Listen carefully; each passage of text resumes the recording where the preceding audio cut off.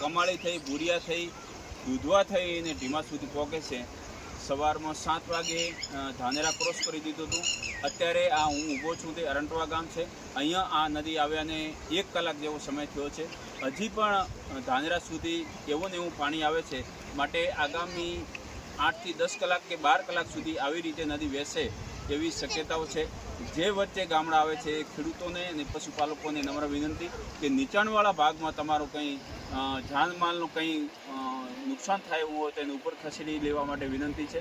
વચ્ચે આવતા લોકોને પણ વિનંતી કરું છું કે પાણીનો આવરો વધારે છે, માટે નીચાણવાળા ભાગમાં કોઈએ જવું નહીં। કાંઠે ઊભા રહીને દેખી શકે છે। નદી અંદર ઉતરીને જશે તો એમાં નુકસાન થવાનો પૂરેપૂરો ભય છે। આ પાણી આવવાથી ખેડૂતોને હાલના તબક્કે કોઈ નુકસાન નથી, કારણ કે ઉનાળુ પાક લઈ લીધો છે, ચોમાસું પાક હજી વાવ્યો નથી અને આ પાણીના લીધે, કાંપના લીધે ખેતી સમૃદ્ધ થાય છે, જળ સમૃદ્ધ થાય છે અને એનાથી